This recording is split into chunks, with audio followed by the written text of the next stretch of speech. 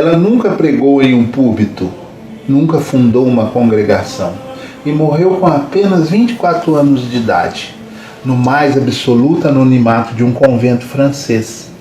No entanto, o Papa Pio XI chamou-a de a maior santa dos tempos modernos.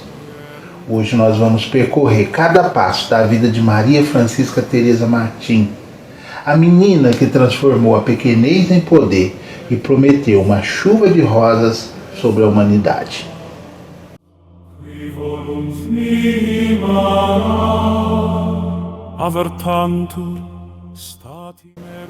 Meu irmão, minha irmã, Teresa nasceu em Alençon, em 2 de janeiro de 1873. Seus pais, Luiz e Zélia Martim, formavam um casal de artesãos que viviam para Deus. Ainda bebê, Terezinha teve uma forte enterite. Não sabendo mais o que fazer para curar sua pequena Teresa, a mãe conseguiu uma ama de leite que vivia numa vila próxima, a senhora Rosa Talier. O bebê morou com essa família por cerca de 1 ano. Os habitantes desta vila tinham o bonito costume de se presentear com rosas. Aí é possível, minha gente, que a precoce convivência com a beleza, o perfume das rosas ao seu redor tenha dado a Teresa essa paixão por elas, essa paixão pelas flores. Ela gostava especialmente das rosas brancas e das vermelhas. Mas passado o tempo, a tragédia não tardou na vida de Terezinha. Com apenas 4 anos, Teresa vê sua mãe falecer de câncer. Foi um trauma tão profundo que a menina, então alegre, comunicativa, se tornou então retraída. Depois do terrível acontecimento, a família se muda para Lisieux, onde suas irmãs mais velhas então assumem a sua criação. Apesar da falta da mãe, a família vivia feliz, com as irmãs mais velhas cuidando das irmãs menores e dos afazeres da casa. Eram 5 irmãs. As demais faleceram ainda bebês, coisa comum naquela época. O pai tinha um carinho especial para com Teresa, pois era a sua filha caçula, que a chamava de minha rainha. E desde pequena a menina recebeu uma boa formação religiosa. Teve uma ótima educação, iniciada pelas freiras beneditinas, que tinham um colégio na cidade. Educação essa que foi depois completada por uma professora particular. Desde pequena, todos percebiam que Teresa era muito piedosa. Ela dizia que nunca iria recusar nada ao bom Deus. Ela daria tudo o que ele pedisse. Assim, ela dizia em todos os cantos. Et apuenis quas provis mere muru. Passado o tempo, uns 10 anos, após a sua irmã favorita, a irmã Paulina, entrar para o Carmelo, Teresa cai em uma profunda depressão. Depressão física e devastadora chegava até a sua vida. Ela sofria tremores, alucinações. O médico que a examinara apenas conseguia dizer que aquilo que estava acontecendo com ela era um caso muito grave. Dizia ele que não havia esperança de cura. Mas em suas memórias ela contou que no dia 3 de maio de 1883, enquanto as suas irmãs rezavam a novena diante de uma imagem de Maria, ajoelhadas ali ao pé da sua cama, de frente à imagem de Nossa Senhora das Vitórias, Terezinha, mesmo fraca, também rezava. E depois dessas orações, ela relatou que de repente a Santíssima Virgem te pareceu mais bela, tão bela como jamais tinha visto algo de tão bonito em sua vida. Seu rosto transparecia uma bondade, uma ternura inefáveis. Porém, o que penetrou o fundo da sua alma foi o encantador sorriso da Virgem Maria. Depois desse sorriso, conta Terezinha, ela ficou completamente curada do seu mal. Tempora sint tranquilla.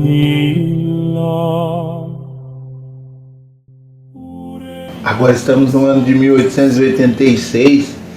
Terezinha já tem 11 anos e ainda é muito mimada pelo seu pai. Agora chega o grande dia da sua comunhão em Crisma.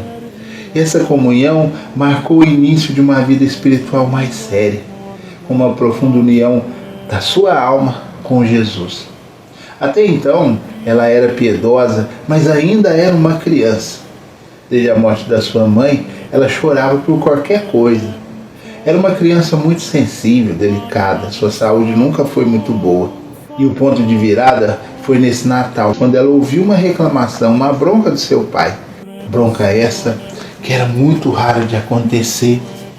Ao invés de chorar como sempre fazia, Teresa sentiu uma força sobrenatural. Ela conta que naquela noite a caridade entrou profundamente no seu coração. E ela então esqueceu de si mesma para consolar os outros. Ela estava pronta, segundo ela, para ser uma guerreira de Deus. Em 1887, a essa altura, 2 de suas irmãs já tinham entrado para o Carmelo, como freiras da clausura. O Carmelo é uma das congregações religiosas femininas mais rigorosas da nossa igreja. E uma das irmãs que haviam entrado no Carmelo era sua segunda mãe, Paulina. Teresa ardia de vontade de seguir suas irmãs, mas sua idade não permitia. Era preciso ser maior de idade para entrar no Carmelo. Seus pedidos à Madre Superiora e ao bispo local não adiantavam, não estavam adiantando, mesmo com a intervenção de seu pai. Mas uma palavra dita pela Superiora do Carmelo certa vez encheu seu coração de esperança. Ela disse: "Só com a ordem do Papa poderemos abrir uma exceção para você."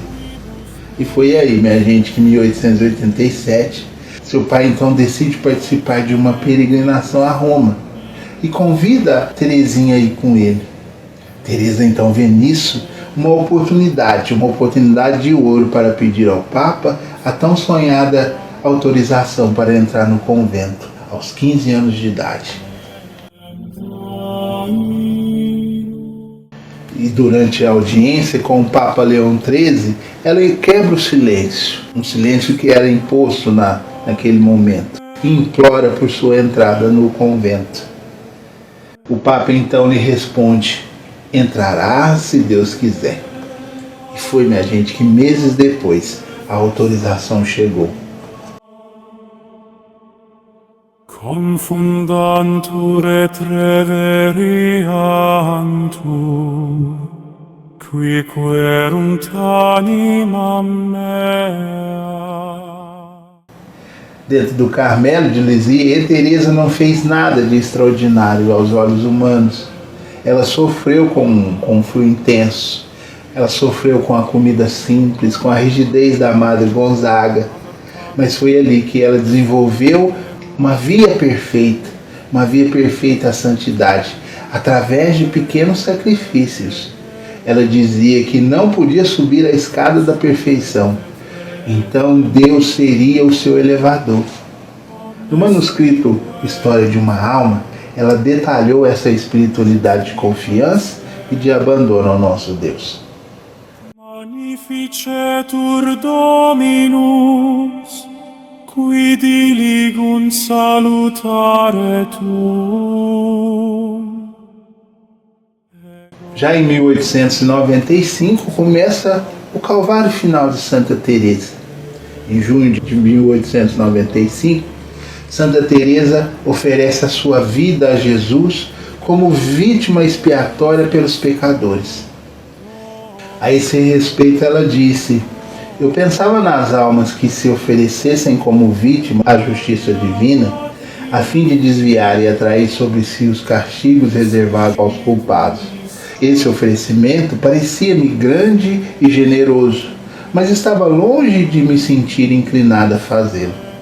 Ó meu Deus", exclamei, do fundo do meu coração, "só a vossa justiça recebe as almas que se molam como vítimas." Deus. Quase um ano depois da sua consagração pelas almas, veio a prova que Deus havia aceito a sua generosa oferta da sua própria vida. Em uma sexta-feira santa do ano de 1896, Teresa teve a sua primeira crise de tosse de sangue. estava ela com tuberculose, paralelo às suas dores físicas. A partir daí ela mergulha numa noite escura da fé. Um período, minha gente, em que o céu parecia estar fechado para ela. Mesmo assim, ela escrevia poesias de amor. Ela estava numa crise espiritual, onde não sentia mais nenhuma consolação ou prazer em rezar, em estar diante do Santíssimo Sacramento. Nada a consolava. Era uma noite espiritual, era uma aridez do espírito.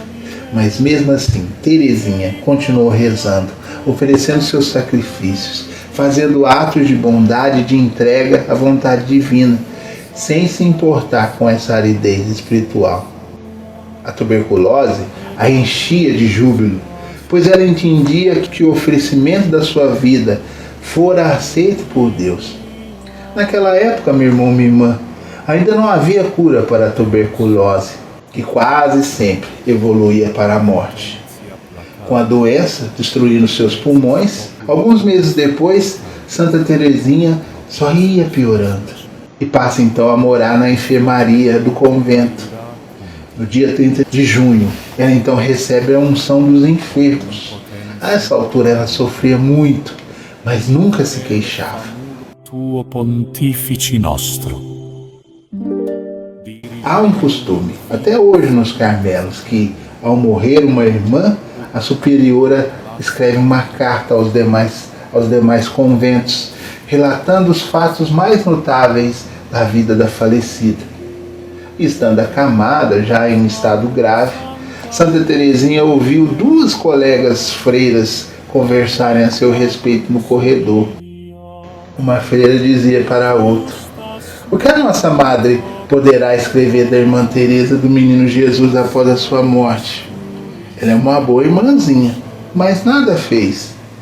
A outra dizia: "Ela nada fez de notável. Não vimos a praticar nenhuma virtude. Não se pode sequer dizer que ela seja uma boa religiosa." As irmãs não entendiam, minha gente, mas Santa Teresinha havia praticado lindamente a sua pequena via de santidade, escondida aos olhos de todos, inclusive das irmãs freiras, que moravam no mesmo convento. Seu estado de saúde foi piorando, seus sofrimentos eram terríveis, e no dia 30 de setembro ela ficou numa profunda paz, morrendo serenamente às 19h20, com 24 anos de idade. Ao morrer, seu semblante se transformou num belíssimo sorriso. Animabus famularum quetuarum, remissionem puntorum tribue. No dia 30 de setembro de 1897, cercado por suas irmãs, Teresa olhou para o seu crucifixo. Suas últimas palavras foram: "Ó, meu Deus, eu vos amo." Meu irmão, minha irmã, os prodígios começaram imediatamente após a sua morte. Para espanto das irmãs que não davam muita importância àquela jovem freira, a cela em que ela havia vivido foi tomada inexplicavelmente de um intenso perfume de rosas. Uma das irmãs do Carmelo, que sofria de uma anemia cerebral, mas durante o velório de Teresinha, ao beijar o corpo da santa, ela ficou imediatamente curada. Durante a sua vida, Santa Teresinha foi desconhecida, bem verdade, até mesmo pelas freiras que conviviam com ela. Mas a futura santa pressentia, talvez por alguma revelação privada ou uma iluminação interior, que essa situação seria bem diferente depois da sua vida terrena, depois que ela fosse para a glória. Em seu leito de morte ela disse: "O que o meu bom Deus me reserva depois da minha morte, o que eu presinto de glória, vai de tal modo além de tudo que se pode conceber, que por vezes sou obrigada a parar de pensar. Sinto vertigem." Um pouco antes de entregar sua alma a Deus, que queria passar a eternidade fazendo o bem sobre a terra. Disse que sua missão de rezar e pedir pelos pecadores e pelos necessitados não acabaria naquele momento da sua morte. Ela disse que faria chover pétalas de rosa sobre a terra. Estava dizendo que queria conseguir de Deus muitas graças para quem pedisse. Ela prometeu: todos que me invocarem receberão a minha resposta. Depois de sua morte, minha gente, as pessoas amigas do Carmelo começaram a invocar aquela jovem freira, pedindo a sua intercessão.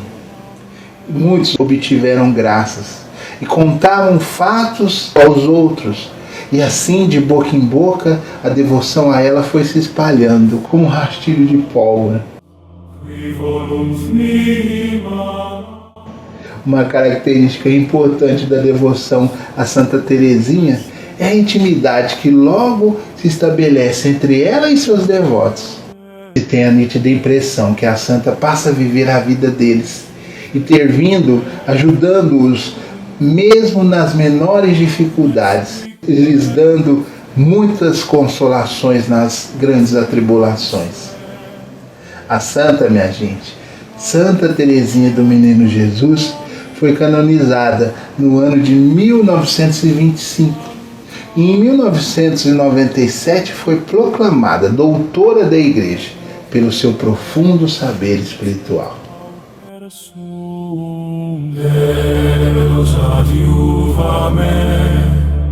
Adiutor meus et liberator meus. Teresinha, meu irmão, minha irmã, nos ensinou que para ser santo não é preciso ser gigante. Basta sermos pequenos e nos deixarmos ser levados pelos braços de Deus. Que a chuva de rosas que ela prometeu caia na sua vida, hoje e sempre. Graça e paz, e até uma história de santo. Et in saecula saeculorum. Amen. Deus, qui proprium est miserere semper et parcer, suscipe deprecationem nostram, ut nos et omnes famulos tuos, quos delictorum catena constringit, miseratio tue pietatis, clementer absolvat. Exaudi quesumus Domine, supplicum preces, et confitentium tibi parce peccatis,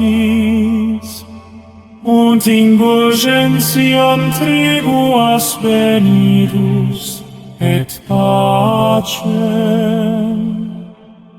Ineffabilem nobis Domine, misericordiam tuam clementer ostende, ut nos a peccatis omnibus ex